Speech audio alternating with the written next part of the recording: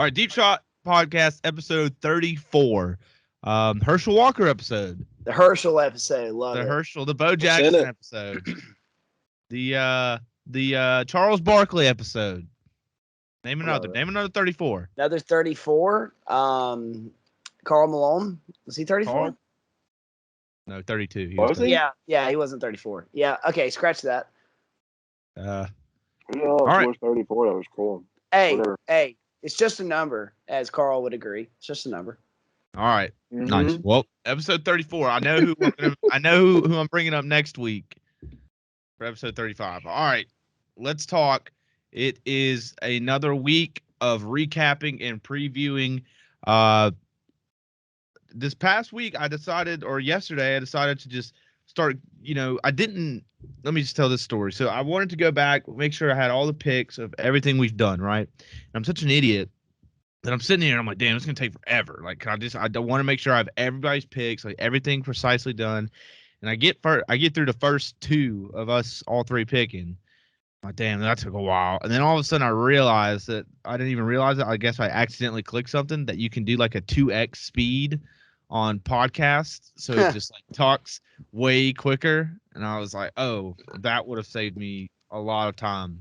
But anyway, got those done, sent the standings out. Let's take a look at them real quick. Just for purposes. College football, Jake, 16-15 overall. How are you feeling? Dude, you know what? Honestly, I feel like you can't be upset with a winning record, especially when you're going up against the spread. You're going up against Vegas every single week. You take whatever. Yes, it's only one game, it's one unit. But if you are playing with $1 million units, you're up $1 million if you take my picks. So that's my way of trying to look at it. Spot the lie. So Locks of the week, you're welcome. You're welcome. Yeah. Locks of the week, 1-1. Upsets 1-0 though. Good pick on the upset for Arkansas over A&M last week. Absolutely, I love the pick. And honestly, after the first drive, Arkansas set the momentum. They never looked back the entire game. For an upset for a 5-point fave, it was a very low stress pick. For a plus odds bet. I loved it. Nice. For me personally, 20-11, 3-0 on my locks of the week. Also, didn't get my upset. My upset was very close with West Virginia. Caleb, we're not going to talk about his numbers. Not too hot, but he's going to get better. Yeah, we're behind you. Upset, we're behind you. All right. You did get the upset. Caleb did get the upset last week. All right, let's talk though about last week. Let's start diving into some of the games. First one, the noon kickoff, Notre Dame versus Wisconsin in Chicago, Soldier Field. Look, I said last week, I thought this is just this type of game Notre Dame wins, especially when Graham Mertz, who is the best guy that's ever came to Wisconsin, apparently throws 4 interceptions, 2 pick sixes, 3 interceptions on 3 straight drives, all in the fourth quarter. You're not going to win games that way. Wisconsin outgained Notre Dame. Notre Dame's quarterback got hurt. Everything happened, but Wisconsin threw 4 interceptions and lost by 28 points.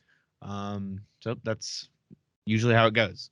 Yeah, definitely. You lose the turnover battle, and you're already fighting another game. You know what I mean? And this has been the issue with Graham Mertz all season. He has an issue with turnovers. He's had an issue with completing the majority of his passes. And all season, Graham Mertz is supposed to be this guy. I know I was high on him going into this year, especially going into the Penn State game. I really thought Graham Mertz was going to have a great season. It does not seem like that is going to happen, unfortunately for him. I thought it was going to be a good year for Wisconsin. I really did. It's starting to not look that way. Through 3 weeks, they're now sitting at 1-2. They're at number 18 in currently in the top 25. Wisconsin lower. They look what they were. They're probably about to drop out. Oh, they're definitely out by now. Yeah, 100%. You start 1-2. I mean, you're not going to be in there. They are still favored against Michigan this week. Interesting. Caleb, what do you think about the Notre Dame game, Wisconsin? I was very disappointed in Wisconsin. Also, I thought this would be a kind of game that they could kind of take over. Notre Dame must have been playing down to their last couple opponents, and then they kind of played up to Wisconsin, I guess. But Also, Graham Mertz is such a disappointment, dude. Like he's supposed to be the best quarterback, like you said. Like he's the highest ranked recruit that they've ever gotten at the quarterback position up there. And he threw 5 touchdowns in his first career start last year, and ever since then, he has thrown more interceptions than touchdowns. Like, what? I just don't get that. I don't get that. So, but Notre Dame got their little tune-up game for Cincinnati this week. I'm sure we're going to talk about that later, but Oh yeah, pretty much what it is. Yeah. So Graham Mertz just not a good stuff. 3:30 game, Arkansas A&M. Real quick, Right. it says Graham Mertz. I just was looking at it. It says he was 18 for 41. Yeah. 18 for 41. All right, continue. I just had to say that. Right, that was that. Wisconsin really was Bad. never like moving either. Like they like couldn't. This terrible offense. Like where's the running game? They only had like 78 rushing yards. Like I don't know. Was the old maybe Wisconsin's maybe trying to figure something out or try something out, and they're not figuring it out exactly. Arkansas A&M. Sam Pittman. Greater son Jimbo Fisher. Yeah. I don't think that's damn true, but I mean he's fixed that team big time. They out physical A&M, and Arkansas's got a quarterback if he's healthy. Arkansas does have a quarterback. They got hurt. Is supposed to be ready for this week. The A&M defense though, just like Cam Newton too. Mm-hmm. He's huge. Yeah, he is. He is. The A&M defense started that game was terrible. Like the play where we put up Arkansas up 17-0. I mean, the guy was literally pushed into the end zone by an A&M defender, which was the whole reason I thought A&M was going to be able to win this game because their defense was going to be able to help them. Defense made too many mistakes. Only gave up 20 points, but made too many mistakes early in the game, and it cost them because A&M's offense is it just blows. Like it just nothing besides a guy named Spiller that can run 50 yards one time. A&M is now 3-1. I just want to say I don't know what's going to happen with Arkansas. I'm very convinced that like Arkansas and Ole Miss like are going to be in this like it's either going to be Arkansas or Ole Miss for second place. Probably lean more for Ole Miss. Honestly, we'll talk about Ole Miss in a little bit. But anyway, I think A&M's could be going like. What do y'all think about A&M? You can talk about Arkansas, but I think A&M's going to go like 8-4. Probably lose to Ole Miss, maybe LSU and somebody else. Oh, and they've got to play Alabama too. So yeah, they're definitely going like 8-4. Just wanted to say that. No, we'll see them in the Outback Bowl. That's what happens. Yeah. No, I think 8-4 is pretty accurate. I wouldn't be surprised if they go, maybe 9-3. I know you got already add one loss on there with Bama, and just law of averages. Think about it. They still got to play Ole Miss, Mississippi State, LSU, Auburn. Maybe they're going to lose probably 2 of those games. So then you start looking like that. 8-4 is a very realistic possibility. I know we said it a couple weeks ago, thinking about Texas A&M. Along with a couple other teams, you really thought some of these early rankings were based a lot off their team last year. Mm-hmm. And I always thought, you lose Kellen Mond, 100% the best player at Texas A&M, probably the best player at A&M since Johnny Manziel left, arguably. So you lose a player like that, and then you get a top 10. I think what were they ranked at the start of the season? 7, 6 in that range? Yeah. It was higher. It was like 6 or 5. Was it 5? Yeah. So like they were top 5 ranked. And with the team losing, one of their best players in program history, it's going to be really hard to replicate what they did last season. So a fall off season was, definitely, predictable, for lack of a better term. But what does that mean? Does that hurt Jimbo in any way? Or I don't think it hurts him terribly. I mean, you're going to have to win with the players you got, which is the harsh reality of SEC football.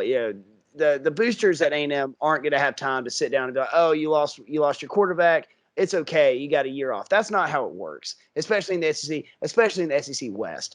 There's no time for that. So I'd say, it's not like he's on the hot seat or anything for losing. No, I'm just saying, like, is Jim? Do you guys? Will Jimbo ever win the West? Probably not. That's what I'm saying. Like, they're gonna have to be better. If Saban's alive, no chance. They got to recruit better. That's the problem now. Like Alabama, all that state of Texas, like A&M used to rule that state for a little while. Whenever they got Manziel, whenever they got Myles Garrett, when they got all those cats, they don't recruit like that anymore. They can't. Mm-hmm. And especially you consider Texas is joining the SEC here soon. Once that happens, then a lot more recruits in the state of Texas, they're going to, they probably haven't been looking at Texas like, when our dads were growing up and the top recruits in Texas, they were going to Austin. That's going to, start becoming the reality again. Once they're back in the SEC, they're going to want to go back. That's right. That's right. And I'm sure Jimbo Fisher, he probably knew they were ranked really high, but I mean, you look at that team, that's not, especially without the starting quarterback, that's not a top 10 team. You're not even finishing second or third in the West with that kind of team. And he's probably comfortable with that because he's on a 10-year, $100 million deal. Yeah. He's in year 3 of it. He ain't going nowhere. I do remember before the season started, I was like, who is A&M's quarterback? And yeah. All right, Clemson. Whew. Get him out of here. Get him out of the top 25. Oh, dude, I was on the brink at 25. Check out DGA stat line. 12 for 26. I wrote down 11 yards. 111 yards, 2 touchdowns and an interception. Clemson had 214 yards of offense. Held the ball for just 18 minutes and had only 10 first downs. What in the hell? Is it? Somebody else talk. I can't even. This is a game they're supposed to win. Yeah. They're supposed to win these games against NC State. And I'll be the first to admit it. I was wrong. I really thought that this was going to be the game that, Clemson comes out, they score a lot of points, they shut NC State down, and then this narrative all week would be, hey, Clemson's back. Maybe Clemson, maybe they were just sleepwalking through Georgia Tech. I was 100% convinced that was going to be the headline. I was telling everybody, I was like, nah, everybody was saying Clemson plus 10 Saturday. And I was like, nah, dude. I mean, NC State plus 10. I was like, no, Clemson minus 10. They're going to win by 3 touchdowns. This isn't even going to be close. And then the farther it got into the game, I was like, no way. No way this is about to happen. And go back to my take I had last week about Dabo. Maybe so. Is he exposed? He might be. He's never really been, you credit the defense to, I can't think of his name right now. Help me out. Defense coordinator at Clemson. Y'all know what I'm talking about. Venables. Brent Venables. He's been the guy who has had this defense ever since he's been there, be a top 5 unit in the NCAA year in and year out. And Dabo's been the guy to take care of the offense. And now that he doesn't have a generational talent at quarterback, we're starting to see a little drop off. The passing game is not nearly as explosive as it has been in years past. The run game isn't as explosive as it has been. It just makes you think. It makes you think. Is this more of a DJ problem or a Dabo problem? See, I think or both. As much as I think a lot of it is a DJ problem though. From what I'm watching, dude, DJ just does not look comfortable in the pocket. Just looks jittery up there, man. Just does not give you the presence of a Trevor Lawrence, Deshaun Watson. You're not worried about them. They know what they're doing out there. He just looks like a little lost. So I think Dabo.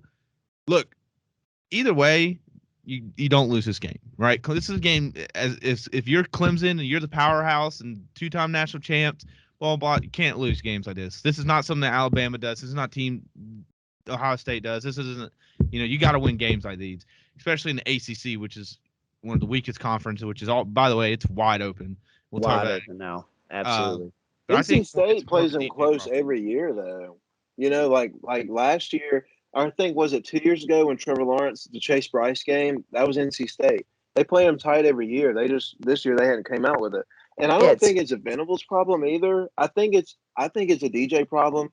I don't think it's a Dabo or Tony Elliott problem because those 3 coaches that run that place have been there and they've won more games than any other coaches ever won coming through there and won more than just about anybody else in the country.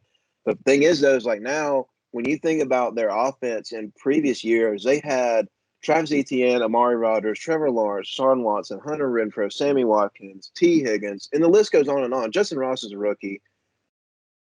Now they got Justin Ross a year after he almost ended his career. And who else? Scalzi and Spector on defense. That's it. And then you got the Brian Brees. That's it. That's the only star guys they got on that team anymore. They don't have dudes like they used to. Mm-hmm. And Yeah. DJ's not helping anybody. Yeah, He's DJ. not I mean, helping you anybody throw 'cause under if you 50%.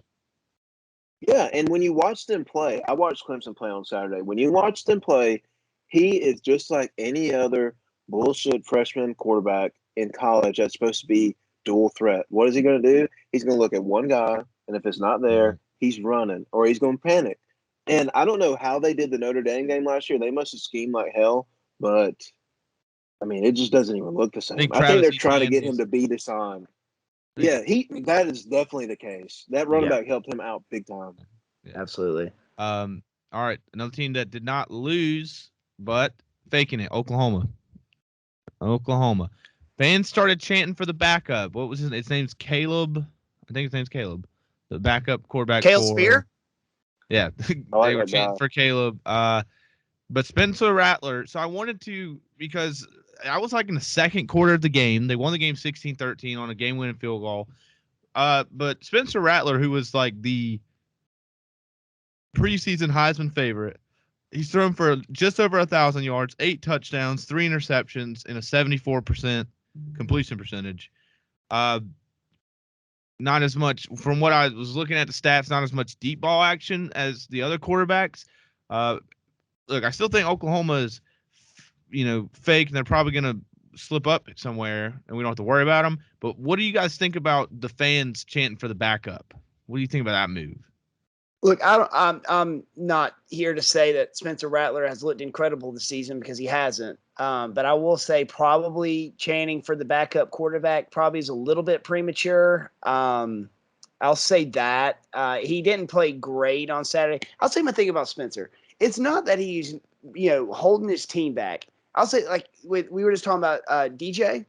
You can make the argument that DJ is holding back Clemson's team with his play. I don't think you could say that necessarily about Spencer. But the thing about Spencer, especially after you're coming after Kyler Murray and Baker Mayfield, they were elevating Jalen that Hurts. team. And Yeah. Jalen Hurts, yeah, exactly. They were elevating that team. They were taking it to the next level. They were making the the explosive plays. I just don't. Spencer, what he's doing out on the field, where it's not like he's shooting the team in the foot. He's just not taking them to the next level. And that's what Oklahoma fans are going to expect. I mean, naturally, you've had 7 straight years of having Heisman Trophy candidates at quarterback, and then you're supposed to have one again this year. 26 for 32 for 256 yards, a tutty, and 1 pick. That's not the best stat line in the world. Mm-hmm. DJ Ugalagla would kill his mother for that stat line. Yeah. Yeah. I'm with you. I think Oklahoma. I mean, I said they were fake. The offense doesn't move, but I feel like he's doing perfectly fine. But yeah, I feel like the offense doesn't move as fast. It doesn't go as far. And what I mean by that is the ball isn't there. You're not seeing these 20, 30-yard passes down the sideline up the middle of the field that you used to see with Jalen Hurts and Kyler Murray, because I feel like Spencer, maybe he's not as mobile, so he's a little more limited, able to keep him inside. But I mean, the offense just doesn't move. Like, it doesn't move. It doesn't look. It's been like that the last 2 weeks too, like with Nebraska and now West Virginia. A little worrisome. That team's going to look 1,000% different when you're talking about, like, this is just another situation. It's just like Clemson. These guys don't have dudes. They have Marvin Mims. Okay. They don't have CeeDee Lamb out there running around. They don't have Kyler Murray dishing the ball. They don't have Trey Sermon in the backfield and Rodney Anderson that back there running the rock. They don't have Marquise Brown. Like, they just don't have these. They don't have Mark Andrews. You know what I mean? Like, they're not having these guys. And Calcaterra, they don't have these dudes that are just matchup nightmares anymore. And, the thing that I think about, and you guys are saying that Oklahoma is still faking it. I think they're a damn good team, and I think they're going to be a good team because you've never seen this defense play this good. Never. Defense has won them every game so far. That's fair. That's a good point. That's a good point. That's a Caleb. milestone. Mm-hmm. That's a good point. But at the same time, they might be a good team in the Big 12. That you match this team up with 4 or 5 teams in the SEC, I think they're running away with it. I really do. The SEC team, of course, not Oklahoma. I think 1,000%. These guys aren't going to win the national championship. Like, they're going to, if they get in, they're the 4th seed, and they're going to get blown out. Exactly. That's what I'm saying. So I'm not necessarily saying they're a fake team in terms of, they'll lose 3-4 games this year. I think at the absolute worst, and honestly, I wouldn't be shocked still if they slip up and they lose a game. If they lose 2, I will say I will be surprised. but I won't be surprised if they lose one. They'll get in, they'll be the number 4 seed again, and they'll get their ass eaten. No, I don't think Oklahoma can get back in with a loss. I don't think they can. I don't think they can. But look, I'll be honest with y'all. Like to me though, like y'all talk about the 4 seed, whoever the 4 team is going to be. I don't think we have 4 playoff teams in college football this year. We don't. Yeah, we don't. Not right now. No, not when Oregon's sitting there at number 3. You know something's going on. No, it's Penn State is your fourth seed right now. That's what it's looking like. Yeah. Iowa State, just wanted to, pat myself on the back. Confirmed for that they're not anywhere. Baylor could be back though. Baylor is 4-0. I wanted to say this on episode 18 of Deep Shot Podcast. I went back and listened to it. It was a solo episode that I talked about. Did like an hour of talking by myself, which sucked. But I listened to a quote that I had because I ranted on about how there's like a FPI ranking and all this stuff. And I said Iowa State is ranked 4th in FPI according to ESPN. We're literally just clickbaiting. And I just wanted to say I was right. Because sometimes I feel like all these people that analyze football for ESPN, like they overanalyze it so much, and sometimes you just gotta sit back and be like, look, it was 2020. They lost to Louisiana Lafayette when the season started, and then they played Oregon, who didn't even win their division in their bowl game. So just wanted to pat myself on the back. Georgia Tech won. And UNC's back in the dumps, and the ACC is wide open. Give me a prediction, ACC champion right now. It'll be Clemson. I still think that the gap between Clemson. I mean, Caleb, you're making these faces. Who do you think? You think Wake Forest? Wake Forest. The ACC is so bad this year. It's so bad. It's so bad. I miss the days. Bad. I mean, I've been outspoken on this podcast. Garrison knows firsthand. I hate Florida State. I really just can't. I can't accept Florida State. I just don't like them. I miss the days when Florida State was relevant because it at least had some sort of drama in the ACC. Who is it going to be? Clemson or Florida State? Clemson or Florida State? And you could look forward to that game every single year. But now, I mean, yes, Clemson looks beatable. They just lost to NC State for their second loss in 3 weeks. I still think they'll be the best team. I do. And until I see otherwise, I don't really see why to go another way. I still think I think NC State will slip up. They'll lose a game or two or three. Wake Forest. You think? Dude, Wake Forest is 4-0. Who's Wake Forest played? They beat Virginia and fucking got that plus money line. That's all I know. So I'm riding with them all year. Hey, man, Wake Forest leads that division. That's all I'm saying. They lead the division. I think Clemson is definitely still more talented than all those teams, but, like, Boston College is playing good football this year. Virginia Tech's playing pretty decent football this year. Miami hasn't played an ACC game yet. Oh, I don't think they need to. I think I already know what they are. Yeah. I'll throw one out there. I don't think Louisville is too bad. I think Louisville might be able to make it. Louisville ain't bad. They're not too bad. All right, who's winning the ACC, Caleb? I'm gonna go with Virginia Tech. That's who's gonna win the ACC. Stuff. Nobody picked Georgia Tech. Cool. Ohio State. last thing from week 4. Ohio State player left the team mid-game. Do you guys see this? That's high. I did see that. Really yeah. He's in the transfer portal. Fonte David. Elite. Ohio State just couldn't I read where it was like he came in for substitution, argued with the coaches, just threw his shit off, left, which really just takes a whole lot of fucking, I don't know, energy and effort. Yeah, you got some hefty nuts. Yeah. I mean, honestly, it's just stupid, dude. I mean, literally think about the investment that he just threw away. If at the very worst, just stick through it, get your degree, save about $110,000 going to Ohio State University, get your degree. That's worth something once you get out of college. But he's like, oh, he's pissed off because he's not getting playing time. I'm going to quit. And now, you're degreeless, and if you want to get one, you're going to have to spend $100,000, which I just do not think is a very good decision, in my humble opinion. I'm sure he'll find somewhere. Speaking of that, Let me segue into this real quick. I actually kind of have a funny story. I don't know if y'all saw this. It's actually one of my buddies down at Georgia Southern. He plays. Have y'all seen the video of the guy on top of the school bus? Yes. Shotgunning the beer. Shotgunning the Somebody beer. was talking about that today. So yeah, it's actually one of my buddies, Gavin. He is now a country music singer. He's trying to make a splash in the country music industry. He actually has a couple good songs that I enjoy. I think they're actually pretty good. And I think he'll make it. I really do.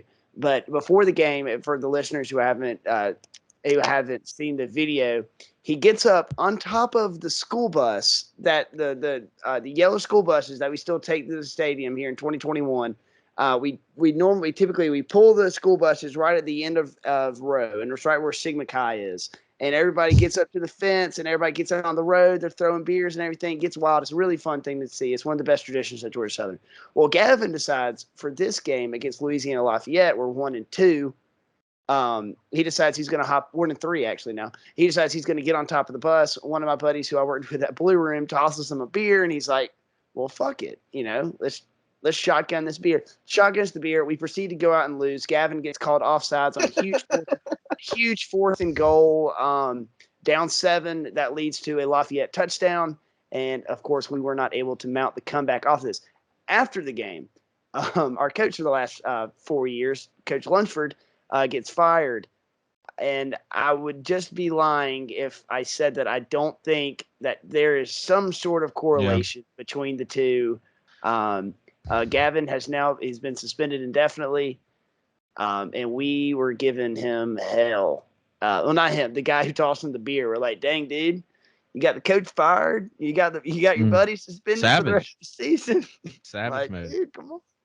So, but I'll say this: it doesn't get more Southern than that. It does not get more Statesboro, Georgia Southern football than shotgunning a beer on top of a yellow school bus before going to a game to get beat. It doesn't get any more better than that. Hey, they covered the spread. It's really the age of player empowerment. Like let's shotgun a beer on top of the school bus that we're riding in, or I'm going to take my ball and go home because I'm not playing anymore.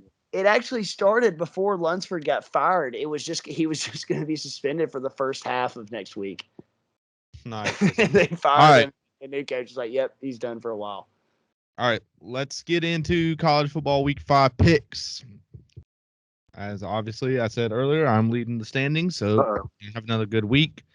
Look, guys, just so you guys know, I've got the spreads and the over-unders. You don't have to pick both. You don't have to pick either if you want, but these are just what I've got lined up. But you have to have a lock and upset of the week. All right, first game, Georgia versus Arkansas, 2 versus 8, game day. I will be there. Getting nuts, I guess. Getting nuts for sure. Hope so. Yeah. 2 versus 8, game day. Georgia is an 18.5 point favorite. Over under is set at 48.5. I think Georgia wins this game by 20 points or more. I think we covered the spread easily. The over under. I want to say over because I feel like Arkansas has enough to score some points on us, but I don't know, so I'm going to stay away. But I do think Georgia minus 18.5 definitely happen. Look, Arkansas, I think it's real cute what they got going, and Pittman, we all like Pittman, and they'll probably win. They'll probably win 8 or 9 games. I don't think Arkansas is a 10-win team. Okay, but they've had a good momentum. They've beat Texas and Texas A&M. So they're the state champs of Texas. Good for them.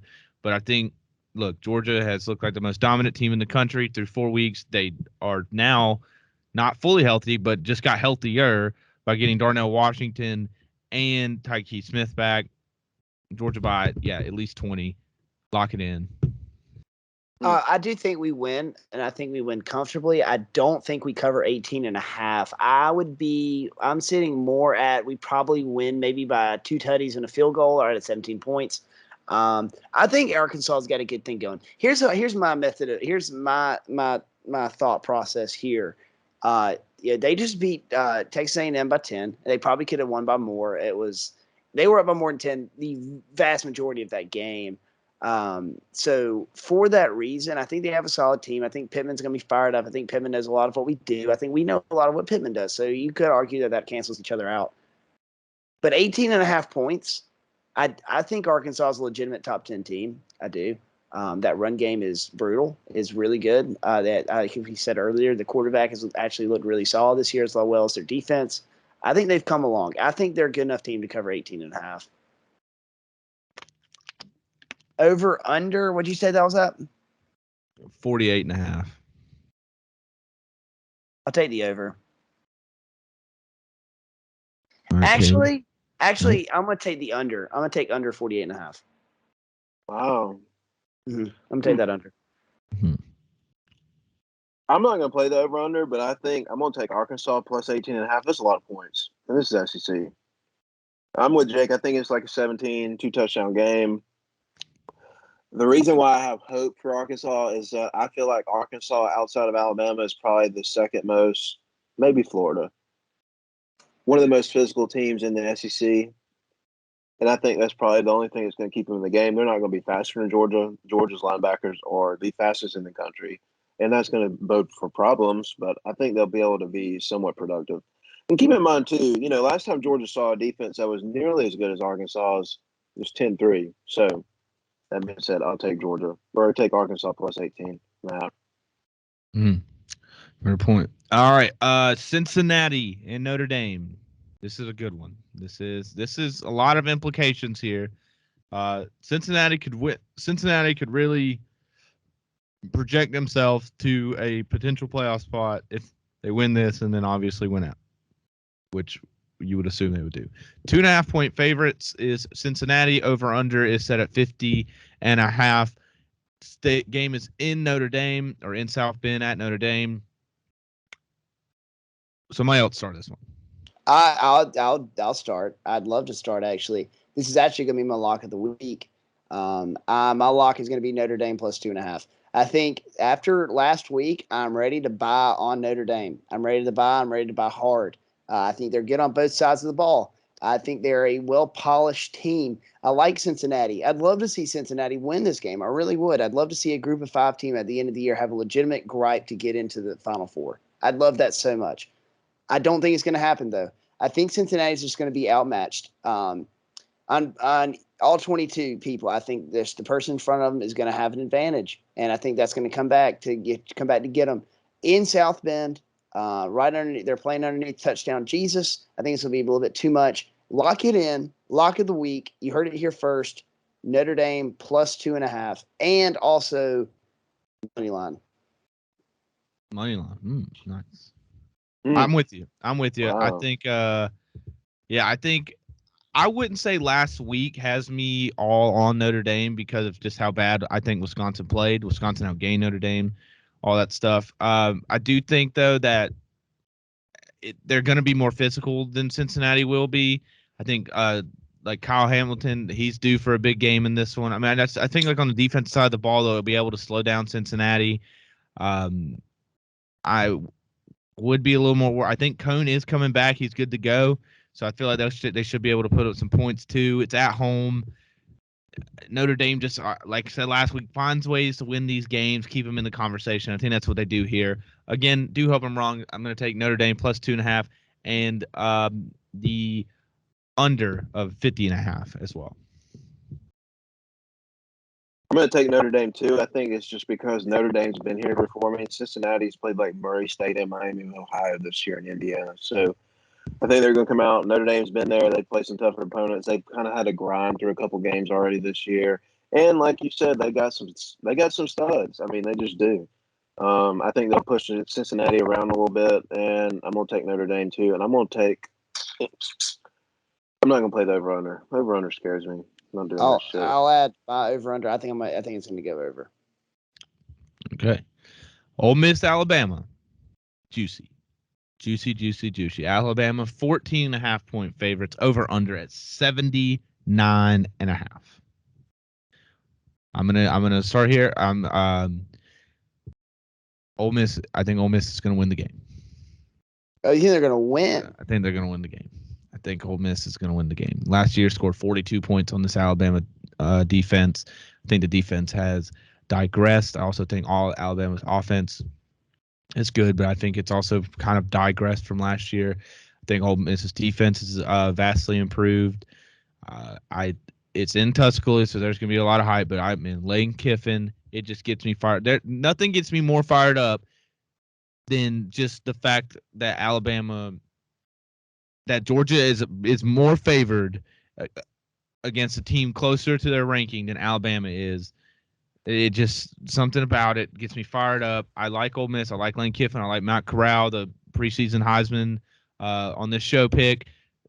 I like it all. I think Ole Miss wins the game. I think over is a fucking 79.5. I think that's gonna hit easily. I think both teams are easily gonna be able to put up 40 points. I think Ole Miss goes in there, just shocks them. You're gonna see some Lane Kiffin touchdown signals before the ball's even thrown. I think nobody's beat Nick Saban, right? As an assistant, I think Lane Kiffin does it first. I'm gonna go ahead and get that takeout here. Lane Kiffin, Ole Miss beat Alabama and score at least 40 on them. I'm doing it. You know, I really respect the pick. I really do. It's ballsy, and it makes sense because Ole Miss, it always seems like they do play Alabama tough. I'm not going to go as far as you are. I think they do cover the 14.5. I think, I don't know. That's going to be tight. I think you might have talked me into that. I think they'll cover the 14.5. I think that over is definitely a lock. I do think Alabama wins the game though. I do think Alabama wins the game. They're just so good. Bryce Young's gonna. Ole Miss's defense isn't great. Bryce Young's gonna throw for 1,000,000 yards. Matt Corral's gonna throw for 500 million yards. I don't know. That's a toughie. I'll stay on Ole Miss 14.5.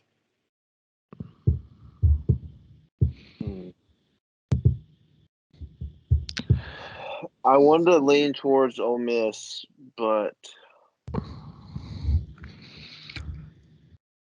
going to take Ole Miss. And they're not going to win outright, but I think they will cover.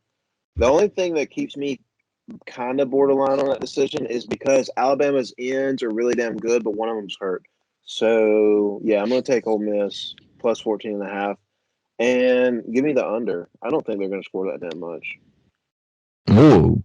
I'd like to look at the last couple Alabama Ole Miss games because I feel like every single one of them the last 3 years. Oh, they've been last year I bet the under in 40. this game last year, and it did not work out well for me. Yeah, it was like 56-42. Yeah.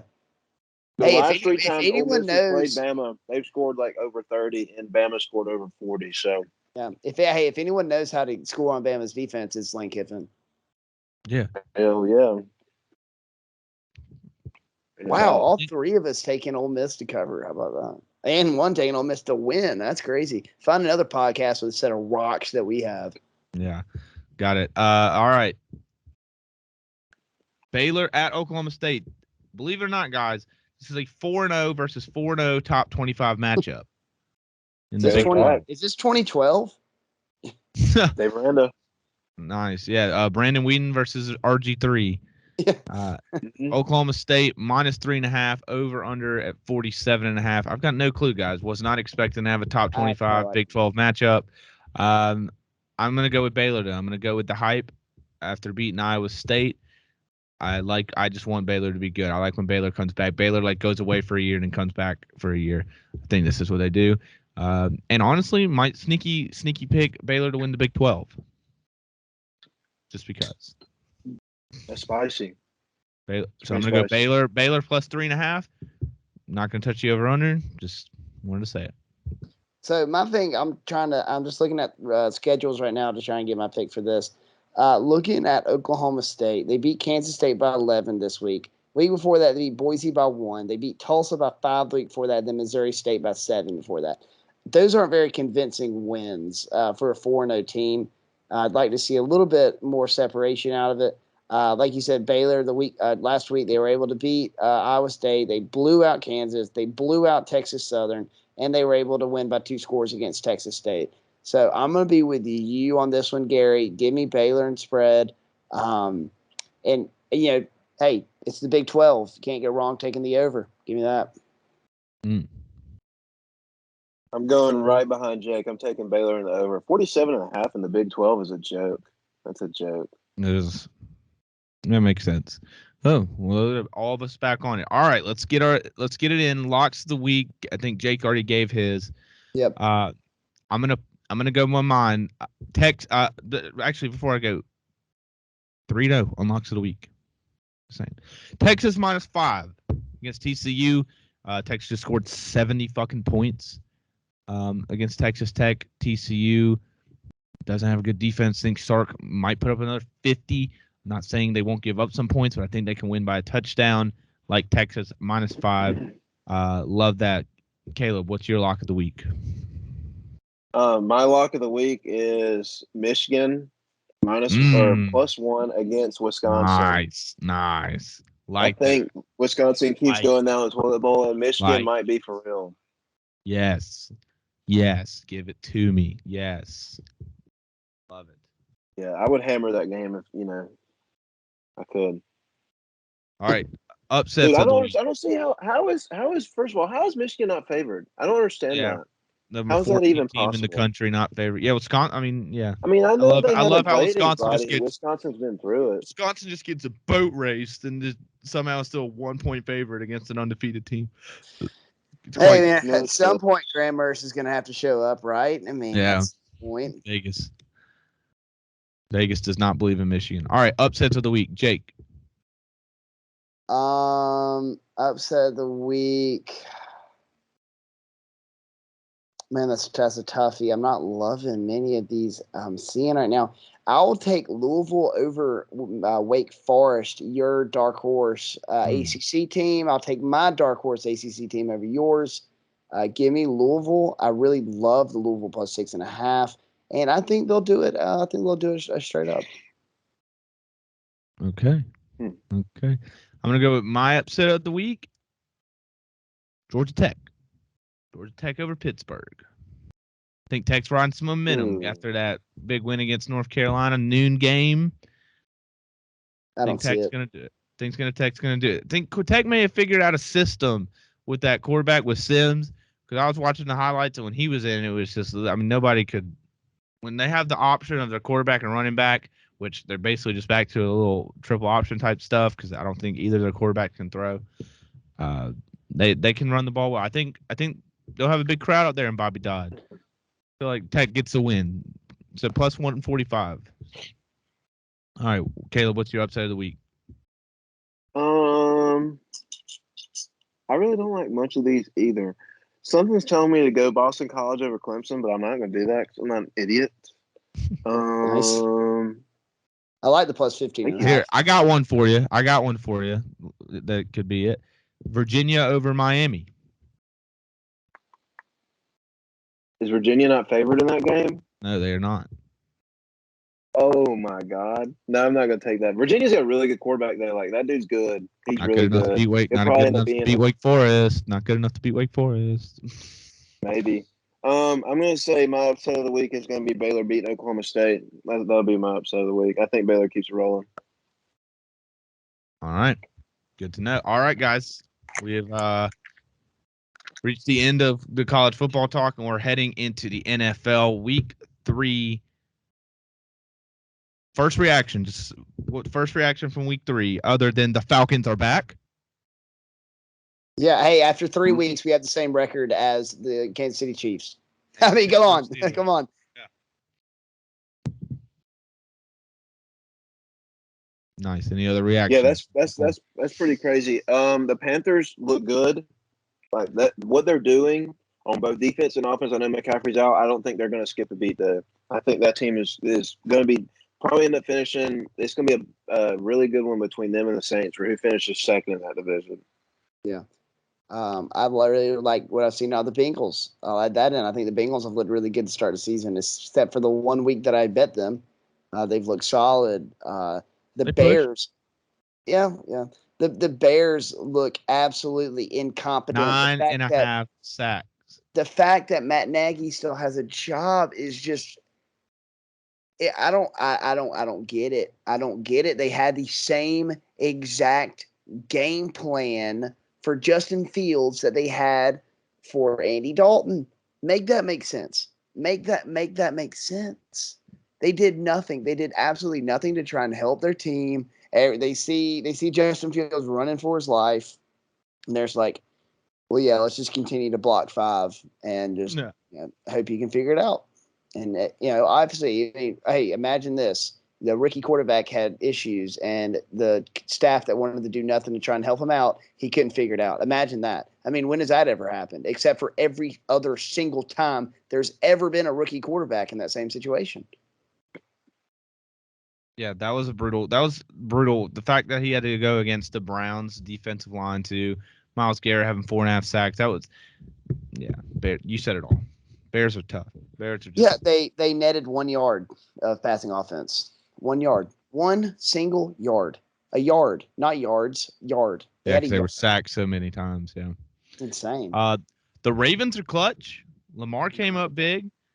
How about the 4th and 18, and then the longest field goal in the history of the NFL? Ravens? Yeah, Justin Tucker let that thing unload, dude. Dude, let the chopper sing, dude. Dude, I think if he doesn't have a chance, Justin Tucker, to be the first, if Adam Vinatieri doesn't do it, Justin Tucker should be like the first ballot Hall of Fame kicker. Like, he's done everything. He's made the most in history. He's got the longest field goal ever now. Like, he's that guy. He should be a first ballot. I don't think there's ever been a first ballot kicker. Not too sure. I'm not brushed on my kicker history, so I wouldn't be able to say. Me either. The Bills' offense is scary, very scary. They are still really good, really, really good. And the Raiders keep grinding games out, baby. The Raiders do keep grinding games out. Geez, man, that was an all-time lost bet with the Raiders because it was 25-18, and they had just got a stop with like 4 minutes to go.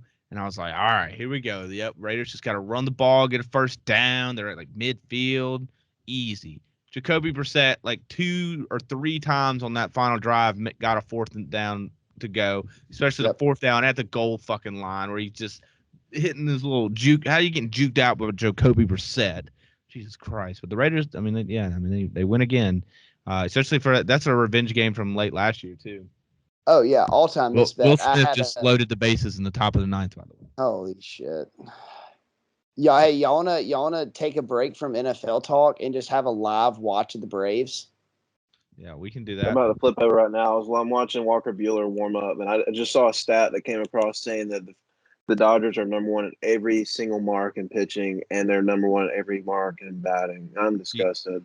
Didi Gregorius up, swing and a miss. 0-1. 0-1. 0-1. Dude, not to like, so we don't have like just no audio here. The Rams are better than the Bucks.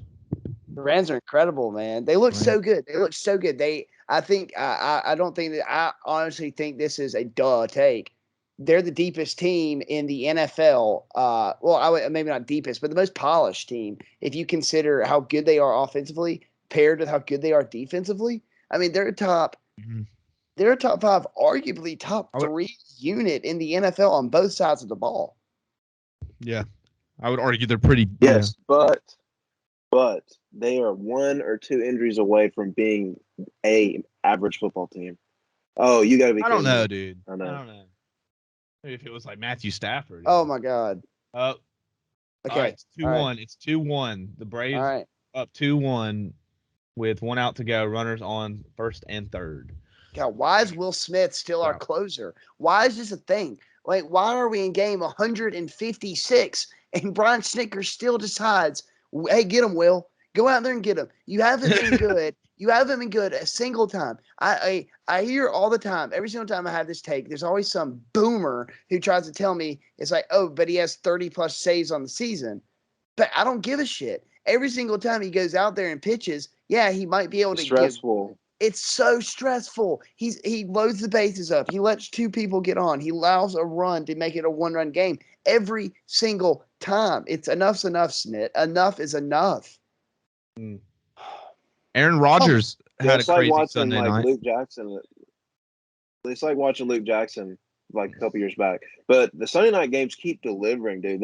They've been unbelievable. But I don't understand. I don't know how y'all thought about it, but that last drive for San Francisco, they didn't run the ball a single time.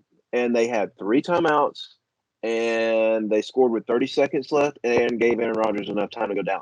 When they got down there to about the 12 or 15-yard line, I was literally saying to the TV, nobody cares about football, run the ball. Why would you not run the ball? And they don't run the ball, and they let Aaron Rodgers go back down. I don't understand that. You got 3 timeouts. Yeah, I didn't either, but that was a sick bet that I won that night. Yes, it was. That was sick. That was a sick Green Bay money line and the over. That was sick. Does any part of y'all like feel a little bad for Jimmy G? Because like the smile of just pure happiness after he threw that touchdown to go to take the lead, he was just so happy. And I was like, finally, I did it. I did it. Do you love me again, San Francisco? And then within, was it 34 seconds left on the clock? Boom! Aaron Rodgers just rips the heart out of the entire city of San Francisco. Dude, Trey Lance came in for a touchdown at the end of the first half. Mm-hmm. Yeah. Shanny knows how to use, dude. Shanny's a beast, man. Like before halftime of that game, I was like, man, the 49ers just suck.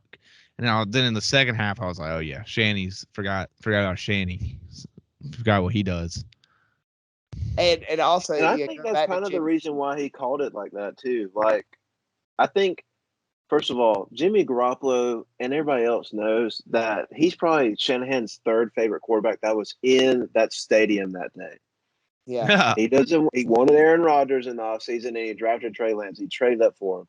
So now he's going to let him drive down, throw it every damn time, and let them lead the team to victory. And then, of course, they get beat, which is tough. But, just goes to show you, Jimmy G should not be forgotten about, dude. I mean, he took them to an NFC Championship game and a Super Bowl, and probably should have won the Super Bowl if he would have made one more throw. But yeah, full count 3-2. Full count 3-2. He connects with Emmanuel Sanders there. They win. Foul ball. That's right. Yeah, that is right. But right before the half, you were just talking about that before when they shoved Trey Lance in. That was pitiful, man, because there was like 7 straight incompletions for Jimmy G. It felt like 100. Where they were so close to scoring right there where the clock was running low, and they just could not get anything to work. He was just running back there. He was, intentional grounded balls right into the dirt. Oh man. Okay, that was foul. I think I'm ahead of y'all. It's still 3-2 in the 2 outs. It's still 3-2 top of the 9, 2 outs. Will Smith. Whew. Come on, Will. Let's see what happens. Man, this would be such a big win. Steelers are frauds. Can we agree on that? Like, they're frauds. Yeah, the video of Big Ben falling down. Boom, baby. Let's go. Let's go, baby. Let's go. Let's go. Never had. Hey, just want to be the first to say I never doubted Will Smith. The entire time I knew he had it. I knew he had it in him. Love that guy. What does he have, like 33 saves on the season? I mean, dude, what are all these doubters about Will Smith talking about? He's a beast. Okay. All right. Let's try to wrap it up. Let's talk some fantasy real quick. One more take. All right. The Cowboys are for real. I think they're good. If Dak is playing like that, they're good. And they went toe-to-toe with the Bucs in week 1. I think they're a damn good team. They just got to keep it going. I think they're definitely going to win the East. That's definitely what it seems like. Yeah. Also, what's the deal with their right tackle trying to bribe the freaking drug test guy after missing his test 5 times? Classic. What is up with him? Josh Gordon's back. Yeah. Yeah. Yeah, Josh Gordon is the longest running joke in the NFL. Yeah, he truly is. All right, let's talk fantasy real quick. How's everybody feeling about the fantasy? I'm feeling pretty shaky. Yeah, this was a tough week. Man. Well, because initially once Dalvin Cook was ruled out, obviously that's disappointing because you'd like for your best player in the team to be active. But in the back of my head, I was like, well, if I lose, I'm going to say if I had Dalvin, I would have won. But then I got doubled up by Drew. Like, I think he scored a 150, and I think I scored like 80. Jake, I scored more points than you. I think I scored the least amount of points in the league this week. A horrible showing for me. And it wasn't even like I can't even point to my running backs. My running backs weren't the problem, which I thought was going to be the issue. I scored 71 points. And in week 3, it's good. Tony Pollard was able to give me 7.5 points, which, I mean, as a backup running back, I guess that's not terrible. But Clyde Edwards-Helaire, maybe a little bit of a bright spot to look at, a little bit of silver linings in week 3. He was able to give me 16.9 points. So you continue that along with Dalvin getting put back in the lineup for a free 20 points. We might be able to see something there. I'm for my fantasy team that did terrible this past week, scored like 73 points.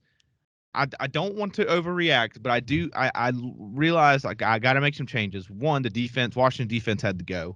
-8 points just isn't going to get it done, guys. I picked up the Saints defense, which is the #1 defense in the league, and I'm starting to go back to my ways of last year. I'm going to have to start moving around. I think I was focused too much on the main positions. I got to remember that the others are just as important. Also, Marquise Brown dropped 2 touchdowns. TJ Hawkinson, they just didn't throw it to him anymore. And Calvin what did Ridley, Darren Waller do this week? I'm not too sure. Didn't see. Did not see. Yeah, and then of course I he picked up didn't Rondell. he didn't have a great week. I played against Darren Waller. He only had like 9 points or 11 points this week. But G outscored TJ Hawkinson. But yeah, it's a battle though all year. Well, what about you, Caleb? Before we do our picks, how you feeling about your fantasy team? well, McCaffrey's hurt, so that's Yeah, about dude, all I that got to blows. say. That's the only reason I asked, dude. That blows. Dude, Like when I he had the plays, over. I score 160 a week. When he plays, I score 150 a week. That's When he so doesn't sad. play, I have to 'Cause play Mike Davis. He's like a guaranteed 23, 24 points a game. Every Like he's guaranteed to do it. Every time. That is It's sad. David scored I got outbid with 175 points. I have David this week, and I think somebody's got to bring him down. I'm projected to beat him, and I think I might have a good week because Josh Allen's playing Houston, Derrick Henry's playing the Jets. I mean, look, I'll just say this: outside of me, if I can't win the league, I want it to be David. I think it'd be hilarious. First off, just because he's been the worst team in the league the last 3 years, and if he just goes off and destroys it, I think that'd be hilarious. Be funny. Don't want to give him $50, but it would be funny. All right. I haven't lost in any of my leagues yet, except for one. I got beat by Greg Nix in the coaches league this week, which is embarrassing. But Caleb, you got beat by us by me in the Dynasty League this week. Yeah, my Dynasty League is not doing too well. I keep forgetting about it, but nice. All right, let's make some picks for this week. Again, spreads and over-unders are right there. You can pick or not pick, whatever. Thursday night football, Jags at Bengals. Bengals 7.5 point favorites, over under at 46. Trevor Lawrence versus Joe Burrow. First time they're playing against each other since 2020. 2020, January 2020. I think, look, I don't have any knowledge or any reason why, but I think this is going to be the game that Trevor Lawrence doesn't throw 3 interceptions. I'd like to see it. I think this is the game he does not. Think Jags cover plus 7.5 over 46. Trevor Lawrence throws no more than 1 interception this game, guaranteed. I'm with you on Trevor having a good game. I'm with you on that. I think that Cincy, I really like Cincy right now. I think their team really has a nice mold. I think the big problem looking in this offseason, everybody talked about that offensive line, which is not a solid spot for them by any means. But they have shown that they are able to get over that issue. They've shown ways that they're get the ball out quick. The Steelers didn't get a sack against them. Exactly. That's what I'm saying. Exactly. Yeah, they didn't have TJ Watt, but still, you go and you go 4 quarters without giving up a sack, and you're supposed to be your weak spot on your team is your offensive line. That's good. Jamar Chase has looked excellent. Jamar Chase has looked so good the first 3 weeks of the NFL season. I think that all the touchdowns. Yeah, really. After not catching a cold naked in Alaska during the preseason, something just flipped. Did I miss a headline? Yeah. Mm-hmm.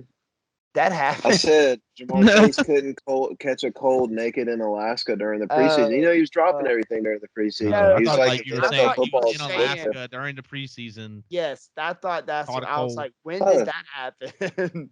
No, yeah. I think that would have been cool. I think since he covers the 7.5, I think they're able to do that. I do think that this will be one of the games that Trevor starts figuring out though. I see a 10-point win. I see Jags keep it close. Let me look at the over-under real quick. 46. Give me the over. Over. I'll take the Bengals too. Well, hey, Garrison, you read out all the standings for when you were in the lead, and now you don't. Oh, my bad. You're read out the standings now. Yeah. Okay. Yeah. I see. I see how it is. I see how it is. That's my bad. I meant to do that. That is good. Thanks for calling me out. NFL standings. Jake, 15, 12, and 1 in the lead. Nice. I am 12 and 17. Caleb, again, we're not going to talk about his. He's not doing too hot. But he's going to bounce back. He's going to bounce back heavy. Caleb, what is your pick? Jags, Bengals. Bengals 7.5. Give it to me. I think that they're just a way better team. Fair enough. I'm not going to play the over-under. All right. Make sure at some point you guys throw in your lock of the week whenever you see it or know it. Washington football team -1.5 at the Falcons over under 48. First. I think we didn't talk about it enough. The Falcons won a game. And not only did they win the game, they won it in the fourth quarter. Yeah. It's insane. It was probably the most boring game on Sunday. Boring game. I fell asleep for like 10 minutes, and I was so tired. I just got back from Statesboro. I fell asleep in my bed. I woke up. I was like, "What am I doing? The Falcons are on. It's in a close game. We're in a winnable game, and I'm taking a snooze fest. Like, what am I talking about?" Yeah, but it feels good. Like yesterday, a victory Monday. Yeah, it's been a while. I took the Falcons last week. I'm going to take the Falcons again, +1.5 Falcons. I like it. I'm with you. At home, we're going to get the first win in the bins in a while. I'm with you. I'm going to go against the grain. I'm going to take the football team. It's the best D-line in football and possibly the worst O-line in football. So I'm going to take the football team. I think they dominate up front. You just got to run a ton of screens. I think we're going to get it done. I'm going to take the under also. Nice. All right. Panthers, Cowboys. Cowboys -5, over under at 50.5. First of all, I just want to say earlier that when I was watching this Braves game on FS1, the announcers were talking about the football games this Sunday, and they said Panthers were playing the Cowboys. Both teams were 3-0, and I just was like, it's not true at all. The Cowboys have lost the game. They actually lost the first game of the whole season. So I don't know. Just hate that somebody on TV can get something wrong, but I could have had that right and said it. But anyway, Cowboys -5, over under 50.5. This is a who's who game. Who's who game? Mm-hmm. Who's who, guys? I think the Panthers are who. I think they cover that 5. Like I said earlier, I think the Cowboys are good. I'm not taking anything away from the Cowboys, but I think the Panthers are going to be able to cover that. Who's who, Caleb? Sam Darnold's who. That's who it is. He looks actually like a decent, relevant quarterback now. That being said, I'm taking the Cowboys. That offense is unbelievable. Nice. That made me so excited, Caleb. I thought you were making the right decision there. Nice. I'm also going to take the Cowboys. I'm also going to take the Cowboys -5. I think after watching, I think the Panthers are going to keep it close, but I think maybe by a touch, the Cowboys are just going to score a lot. I feel like the Panthers, though, they did get C.J. Henderson today or yesterday. From the Jags. Interesting trade, by the way. They literally traded, like, they got like a backup tight end. Yeah. For C.J. Henderson. What are you doing? Hey, don't slander Dan Arnold like that. Well, they also got a third. There's a pick swap in there too. I didn't see that. I'm just saying C.J. Henderson was a first-round pick. Yeah. Like, what are you doing? Yeah. There is no way there's enough film on him to go ahead and decide to ship him off. I think the trade was the trade was CJ in a 5th for Dan Arnold in a 3rd. So I mean, they moved up 2 rounds. Jags love their tight ends, man. Jags love their tight ends. Mm-hmm. Tim Tebow, they got to find somebody to replace him. Yeah. Okay, Browns at the Vikings. Browns -2, over under set at 52. I think I'm going with the Vikings. Yep. I think I'm going to go with the Vikings at home. I like the Browns. I think I just feel like the Browns are not scoring enough touchdowns so far, and I think we said this last week that we didn't. I think we said this, yeah, like Cleveland hasn't played their best football yet. Still don't think they have. I think the Vikings are going to be ecstatic after that win. Dalvin's going to come back. It's at home, and the Vikings are underdogs, and I think the Vikings are a lot better than people are giving them credit for. I think the Vikings win this game outright, and the under 52. No, I'm right there with you. I agree with every single point you made. Just to add on to that, Kirk Cousins has looked excellent this year. He's yet to throw an interception. He's 8-0 with his touchdown interception ratio. To compare that to Cleveland's side of the ball, not to say Baker has looked bad, he's thrown 2 touchdowns and 2 interceptions through 3 weeks this season. He's thrown 2 touchdowns. That's a little sussy. A little sussy. Exactly. That's what I'm saying. They're not scoring touchdowns. Yeah. Like they kicked like 4 or 5 field goals against the Bears. Yeah, no, I like what I'm seeing out of Minnesota this year, and especially just considering their offense as a whole.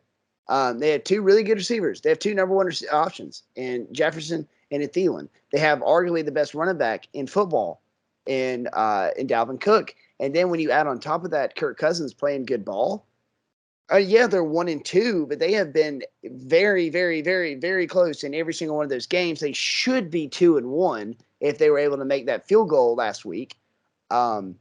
So I like what Minnesota's shown me this year.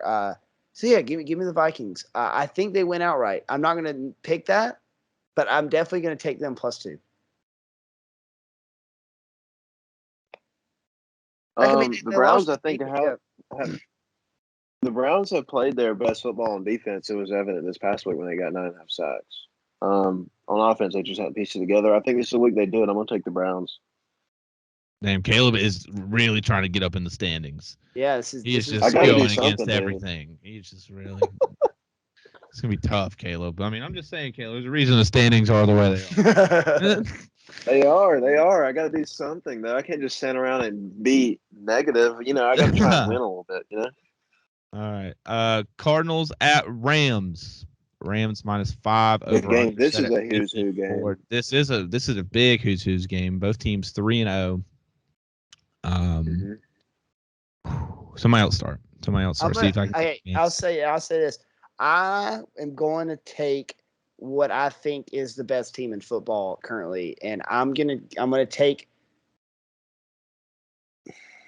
I think the Rams win, but the more I look at that 4.5, it's 5 now. Then you say? I said at 5. I'm gonna have to take the Cardinals +5. I'm gonna have to. That is 5 points to give me with a damn good team as the Cardinals. I'm not gonna take a minus in that game. I'm not gonna give points away in a game that's gonna be that close. Give me the Cardinals. I have to take the points. This is the bet. If you want to play good gambling against the spread, you have to take points in this matchup. You have to. Yep. It's a sharp play. It is. The more I think the Rams will win the game. But you have to take the points in this matchup. You have to. Facts. Don't be a square. Caleb's about to take the Rams -5. I am taking the Rams. I think they're a good football team. But I mean, they keep rolling the way they're doing. Nothing that Arizona's done on defense is just going to scare me away from Los Angeles not being able to score 35 again. And has Arizona seen a front 7 like LA's got? No. And they also have a guy that can blanket DeAndre Hopkins comfortably. Yeah. I'm going to take the Rams. I'm taking Rams -5 as well, over 54. Yeah, I think Jalen Ramsey shuts down DeAndre Hopkins. Kind of want to play Rondale Moore in my fantasy lineup. Just saying, but also, I don't know. Christian Kirk's been getting all the burn. Christian Kirk is getting all the burn, dude. He is, and he always gets a lot of touches. But I'm gonna take the Rams as well. I think. I'm just all in on this Matt Stafford like shit. Like I'm just all in on it. And I'm not high on the Cardinals saying the way they are. I think I'm just not. So Rams and the over. Seahawks 49ers -2.5. Garrison, add the over in my picks. I like that. All right. Yeah, give me the over also on mine. Oh, there you go. Seahawks at 49ers. 49ers -2.5 over under at 52. Lock of the week, Seahawks +2.5. Lock of the week. Wow. Seahawks +2.5. Think 49ers coming off the Sunday night. Dude, Seahawks are 1-2, dude. There's way too much pressure on it. And in this NFC West, look, it is NFC West versus NFC West week, right? They're all four going to play each other, right? The Seahawks cannot afford this. Cannot afford it. Can't. And I think dangerous. DK Metcalf, Tyler Lockett, big game. Big game. I think Seahawks lock of the week plus 2.5 Seahawks. I'm with you, Mr. Unlimited. Mr. Unlimited. Yep. He's going to show up. Yeah, Mhm. I like him. I like him. I like him straight up. I think they win this game. The Seahawks can't afford to lose, but they will because that defense is leaky as a water faucet. They're going to take I'm taking the 49ers. Have you gone against every pick? It's a bad. No, I have not. The Seahawks defense is horrendous. Like, I don't think people realize how bad that defense is, and we're not used to seeing a bad Seattle defense. Like, they're being carried by DK Metcalf and Russell Wilson. And the fact that Pete Carroll wanted to make the sly comment that Russ needs to do more last week still irks me. And the 49ers are hungry. I mean, they just got beat in a good football game that they probably shouldn't have got beat in. They got to come back out and respond. Yeah. Letdown game. All right. Ravens at Broncos. Broncos are a 1-point favorite. Over under at 44. Under. Lock of the week. Give me the Ravens +1. Under. Really? You like the Ravens? I like the Ravens as well. Ravens +1. I think it's a big away week. I think the lock of the week as well for me too. There we Ravens. go. All right, nice. I thought you were about to go Broncos. That was going to be a big one right there. I like the Ravens. The Broncos have beat the 3 worst teams in football this year. I have no reason to think that they could beat the Ravens. Mm-hmm. Yep. And we've seen how good the Ravens have been in all these close games. If that game's close down the stretch, who are you taking? Teddy Bridgewater or Lamar Jackson? Well, there's always something to be said about a team that's just gritty and grinding like that. And they're more so than anything, they are inevitable in terms of they're going to run the damn football down your throat until you can't handle it anymore. That's what they do. And whenever you think you can handle it, here comes Lamar Jackson in the fourth quarter, dishing it out to Marquise Brown, Mark Andrews, Sammy Watkins, and we're dealing. I like the Ravens a lot. And give me the over. I'm going to take the over. Oh. People have found ways to score on the Ravens this year because of how much they blitz. I think that won't change, but I think the Ravens will be able to score on Denver. Because Denver's strength is their secondary, you know. I'm ready to see Teddy Bridgewater against a good team. I'm ready to see it. Me too. Need to see it. Bucks at Pats, Sunday Night Football. Bucks -6.5. Over under at 49. Caleb, let's let you start. This is brutal, but I'm taking the old man once again. Nice. New England, it's been disappointing to me this year, I'll be honest. Now, when you ask Mac Jones to throw 50 times a game, you're not going to be good. Facts. However, this is still a really good secondary. I hope they got to piece it together through the defense. I hope we sign Jamie Collins tomorrow because he got released today because we need him. That being said, once again, Scotty Miller is out. However, the Bucs still have 5 all-pro receivers out there, so I'm taking the Bucs. I'm taking the Bucs as well. And Mac Jones struggled a big time with pressure this week. 49. Saints came after Mac Jones. They came after Mac Jones. He struggled. I think he'll struggle again if Tampa Bay turns up the heat, which we all know that damn it, I just came up with a blank. Who's the DC down there? Todd Bowles. Todd Bowles likes to dial up the pressure.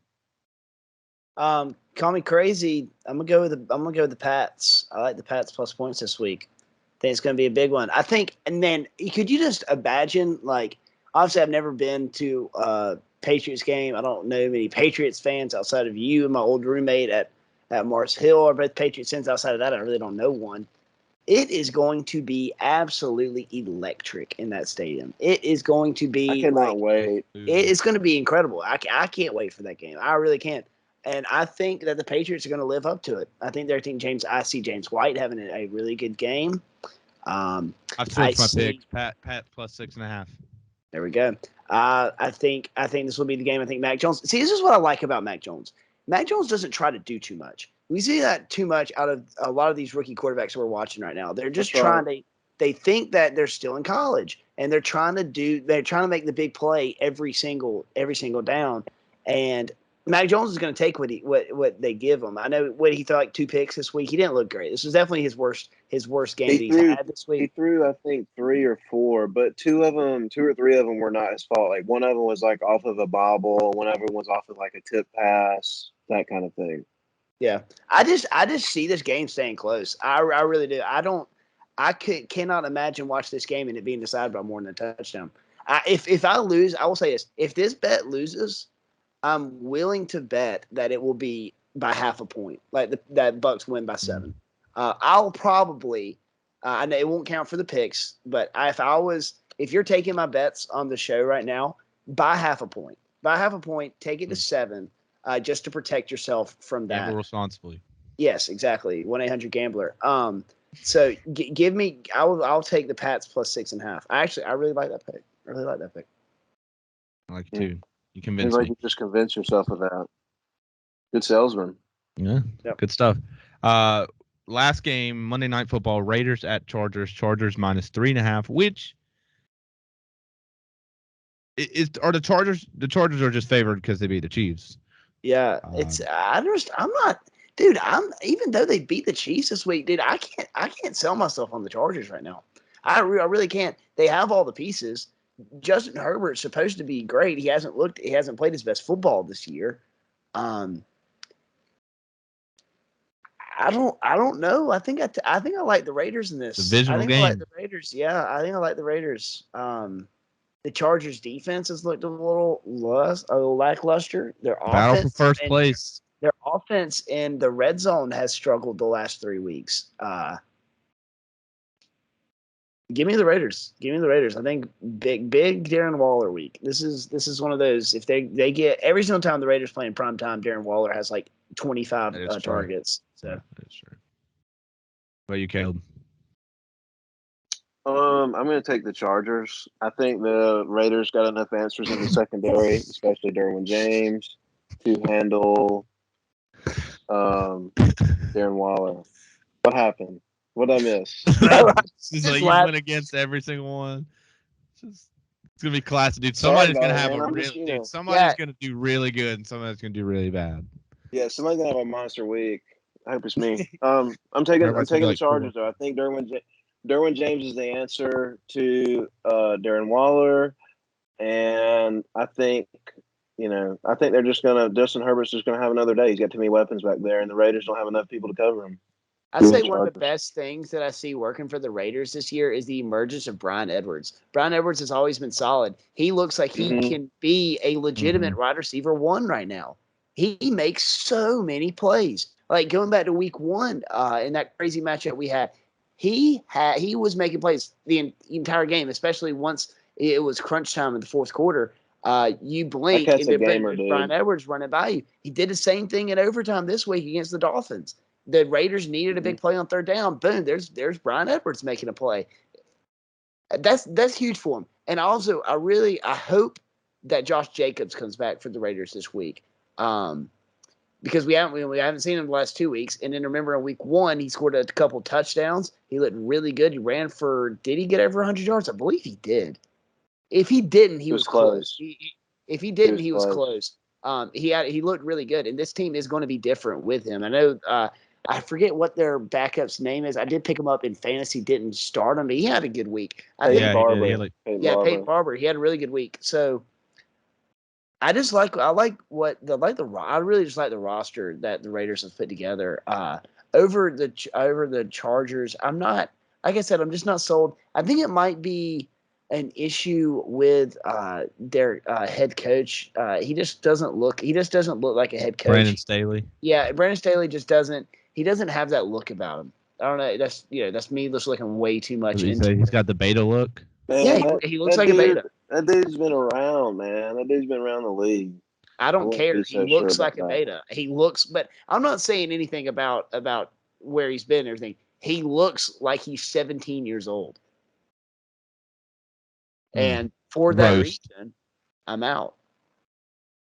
I'm gonna take the Chargers. You didn't sound too convinced on that pick, man. I'm not convinced on either side, to be honest. Yeah. I mean, I'm just not like take the Chargers. I don't know, dude. I don't know. That one's tough.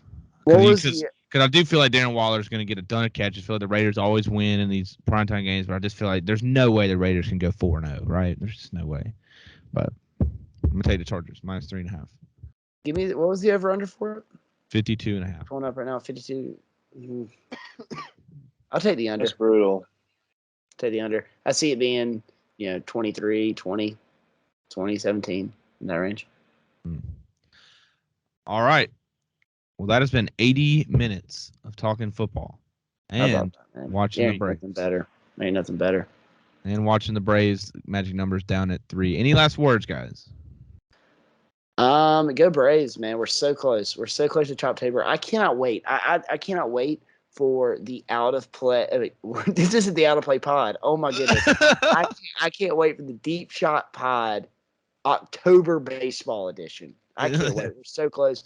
Also, just to add it in there to any of my superhero movie watching fans, by this time next week, I will have seen the new Venom movie. I'm so excited to watch Venom. I don't know if y'all are.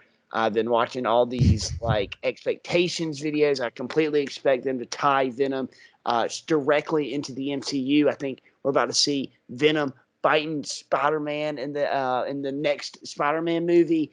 But I'm so excited, and I'm going to be let down. But okay, that's all I have.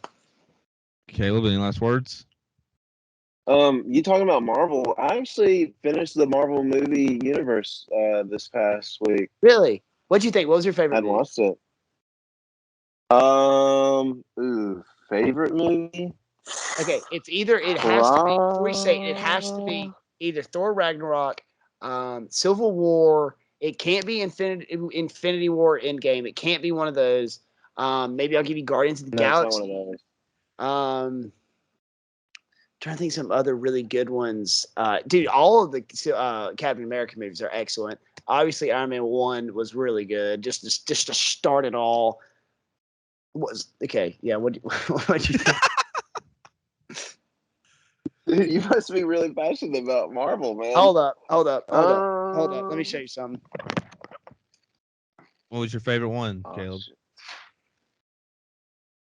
I'm probably going to have to say Captain America Civil War. That was a really good one. Such a good one. So this is my Marvel encyclopedia. It's such a good one. You can see this. It has all the characters that have ever been in a Marvel movie or a comic book. And, sometimes when I'm bored, I'll just read that. I don't know why, but it's just really started like a year or two ago. I just started it was really once Disney Plus came out, and it was just so easy for me to watch Marvel movies. I was going there, started watching Marvel movies again, and I was like, oh man, I love this stuff. I love it. It's so entertaining to me. Call me a nerd. I know I am. Hate me. Hey, I feel like that about Star Wars, so it's okay. Doctor Strange was a good movie. That's one of my favorites out of the series. Is really good. Yeah, I didn't even think about that. Doctor Strange. I love Doctor Strange's the effects. So like the visuals are crazy. Yeah, the little shields. Yeah. It's pretty dope. Nice. Well, that's been Deep Shot. We talked some football, some baseball. We talked some Marvel. Basketball's coming up. Basketball is sneaking up on us. Preseason starts soon. Media Day was interesting. We may have to, tease that a little bit. Media Day was super spicy for multiple reasons, but the main reason everybody knows the main reason why it's spicy. And Simmons doesn't show. And Kyrie. And Kyrie ain't getting back. Yeah, I was talking about Kyrie. Based Kyrie. Dude, and then Andrew Wiggins. Bradley Beal was anti too. Andrew Wiggins ain't vaxxed. No, he can't even play at home games. He can't. Jonathan Isaac's not vaxxed. Yeah. Hashtag. And apparently the laws in New York and California, you have to be vaccinated in order to play home games. Yeah, so Kyrie. What if Kyrie just didn't play home games? That'd be crazy. Well, I think that's a Kyrie thing to do. Is Brooklyn. Is Brooklyn not in New Jersey though? Oh my God, are you kidding me? Bro, are you serious? What? Brooklyn, New York, dog. Come on. I know, but isn't it very close to Jersey? I thought the stadium it was in literally across state lines or something like that. No. It's in Either way. Either way. Okay. Well, they're not going to just let those guys play home games if they don't want to get the jab. That's bullshit. Yeah, dude, Adam Silver's gonna have to do something. If that's an issue, and you're like, They're well, in a yeah, bad spot. like there's 5 really good players who just can't play home games. It's gonna have to do something. Someone's gonna have to budge. And I'll be honest, I would just do not see Kyrie budging. Absolutely, no shot. We saw him No. just skip 2 weeks of the season last year just because he just wanted to. If they tell him The like, Nets let him do whatever he wants to, anyways. What do y'all think about? Now. What do y'all think about that argument for Ben Simmons for Kyrie Irving? I feel like that would be so good for the Nets. I feel like that'd be great for the Nets. Are you serious? Just let James Harden and KD run it and Ben Simmons be the defender you really need? He'd basically play wing. He'd be a wing point guard and be a perimeter defender. I think that would actually be a great move. They need it needs to be either James Harden or Kyrie Irving that needs to go. And that helps Philly out a bunch too, because Philly needs a true point guard with Ben Simmons. Kyrie would retire, so I mean it doesn't really matter. That's true. Yeah, it'd be cool. Where do you all right, prediction though. Do you guys think Ben Simmons is actually leaving, or where do you think he goes? I don't think he plays. And I think it's so interesting that this is the first player to actually hold out because of his performance. You know, we see players all the time go off in the playoffs like, no, I need more money or I'm not playing. He literally played himself out of the lineup and then decided, it's like, yeah, this is y'all's fault. It ain't my fault. I ain't playing. Yeah, never playing again. Yeah, it's crazy. Not only did he play himself out of the lineup, he took himself out of the lineup during the playoffs because he was like, I don't want to shoot these free throws. But, whatever. Can't dunk. Doesn't want to take the. God, that was it. That was it. That play right like there. specifically. That was the end of the Philly of him and Philly. It was. And that was when Doc saw enough. That was when the front office had seen enough. That was like, yep, we can't do this. I just don't know. See, here's my thing about Ben Simmons getting traded for Kyrie. I feel like, yeah, it might work for both sides, but if I'm the Nets and I just watched that performance of Ben Simmons in the playoffs, that would just concern me because Kyrie, we've seen him make big plays all the time before. I think to trade him for a guy, like he said, who just played himself out of the lineup, who took himself out of the lineup, I just don't know if I'd be comfortable making that trade for just straight up just A for A. Yeah, I don't know if I'd want that. I'd at least want something else. I'd at least want something else in return with Ben Simmons. Just DeAndre Drummond. I just don't know. Yeah. I don't know. I don't think they would ever work that deal out. Darren Morey would probably actually go for not Kyrie, probably go for James Harden because that's his guy, but I don't think it's going to work out. I mean, Kevin Durant, they all set that up to be there for that reason, and they tried to. I mean, they were the ones that asked for the Harden trade and made it happen. So they're not going to break it up. It needs to be broken up, though. Doesn't matter. Hawks going to win it all. All right. Exactly. For Caleb, for Jake, the fellas, another episode of Deep Shot Podcast, episode 35 next week. We have more and more talk for you guys. Thank you guys so much for listening. See you on next. Can't wait. See you guys. Oh yeah.